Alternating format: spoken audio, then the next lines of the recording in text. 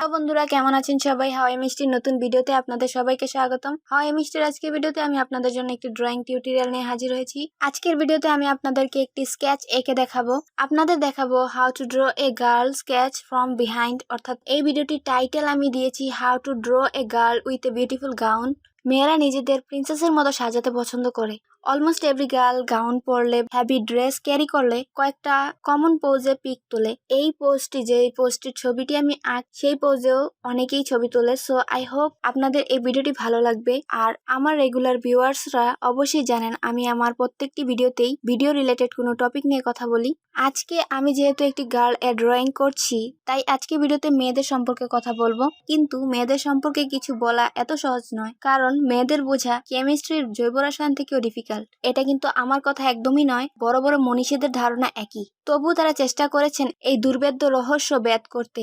চলুন আজকের ভিডিওতে মেয়েদের সম্পর্কে হুমায়ুন আহমেদের বলা কিছু উক্তি জেনে নেই। তরুণী মেয়েদের হঠাৎ আসা আবেগ হঠাৎ করে চলে যায়। আবেগকে বাতাস না দিলেই হলো। আবেগ বায়াবীয় ব্যাপার, বাতাস পেলেই তা বাড়ে, অন্য কিছুতে বাড়ে না। মেয়েরা হচ্ছে জন্মদাত্রী, জননী। হাজার ভুল করলেও তাদের উপর রাগ করতে নেই। এদের উপর রাগ করাটা কাপুরুষতা। প্রকৃতিতে শুধুমাত্র মেয়েদের মধ্যেই বিপরীত গুণাবলীর দর্শনীয় সমাবেশ রয়েছে। মেয়েকে যেহেতু সন্তান ধারণ করতে হয়, সেহেতু প্রকৃতি তাকে করল শান্ত, ধীর, স্থির। একই সঙ্গে একই মাত্রায় তাকে করল অশান্ত, অধীর এবং অস্থির। অন্ধকারে একটি সুন্দর মেয়েও যেমন, একজন অসুন্দর মেয়েও তেমন। মূল পার্থক্যটা হচ্ছে আলোতে। মেয়েদের অনেক গুণের মধ্যে অন্যতম বড় গুণ হলো এরা খুব সুন্দর করে চিঠি লিখতে পারে। কথাবার্তায় নিতান্ত এলোমেলো মেয়েও চিঠি লেখায় গোছানো। মেয়েদের চিঠিতে আরেকটা ব্যাপার থাকে, আর সেটা হলো বিষাদময়তা। নিতান্ত আনন্দের সংবাদ দিয়ে লেখা চিঠির মধ্যেও তারা জানি কি করে সামান্য হলেও দুঃখ মিশিয়ে দেয়। কাজটা তারা ইচ্ছাকৃতভাবে করে তা নয়। প্রকৃতি তাদের চিত্রে যে বিষাদময়তা রয়েছে তাই হয়তো চিঠিতে উঠে আসে। একটা সময় পর্যন্ত হয়তো মেয়েদের অকারণে বলা অর্থহীন কথা শুনতে ভালো লাগে, কিন্তু তারপর আর ভালো লাগে না। এই মেয়েটি অকারণে কথা বলে যাচ্ছে। মেয়েটার মনে গোপন কোনো টেনশন আছে কি? টেনশনের সময় ছেলেরা কম কথা বলে, মেয়েরা বলে বেশি। মেয়েরা জানে না যে হাসি মুখে পুরুষদের কাছে তারা যদি কিছু চায়, পুরুষদের তা দিতেই হবে। মেয়েরা সিরিয়াস টাইপের পুরুষ পছন্দ করে।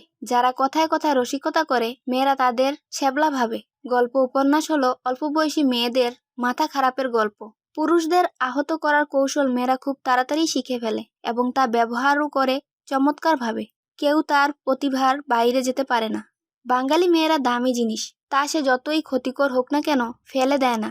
ডেট এক্সপায়ার হয়ে যাওয়া ওষুধও তারা জমা করে রাখে। একটা মেয়ের জন্য তোমাকে পারফেক্ট হওয়ার প্রয়োজন নেই, কারণ মেয়েরা কখনোই পারফেক্ট ছেলেদের সাথে প্রেম করবে না। বিয়ের কথা ঠিকঠাক হওয়ার পর কোনো এক বিচিত্র কারণে মেয়েরা বাবার দিকে চলে আসে।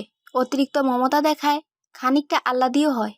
জগতে যত ক্রাইম, তার সবের পেছনে একটি মেয়ে মানুষ থাকবে। শুরুতে সেটা মাথায় রাখলে সুবিধা হয়। ট্রয় নগরী ধ্বংস হয়ে গেল হেলেন নামক এক নাকবোচা মেয়ের জন্য।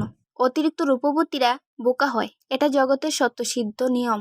মেয়েরা গুছানো মানুষ পছন্দ করে না, মেয়েরা পছন্দ করে অগুছালো মানুষ। চট করে কারো প্রেমে পড়ে যাওয়া কাজের কথা না। অতি রূপবতীদের হঠাৎ করে কারো প্রেমে পড়তে নেই। দরিদ্র পুরুষদের প্রতি মেয়েদের এক প্রকার মায়া জন্মে যায়, আর এই মায়া থেকেই জন্মায় ভালোবাসা।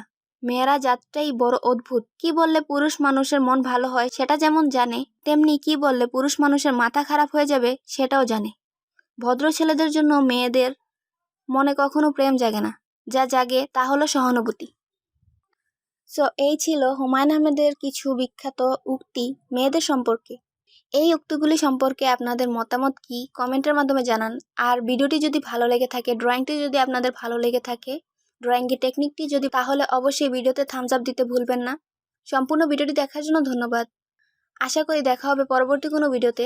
ততদিন ভালো থাকুন, সুস্থ থাকুন। খোদা হাফেজ।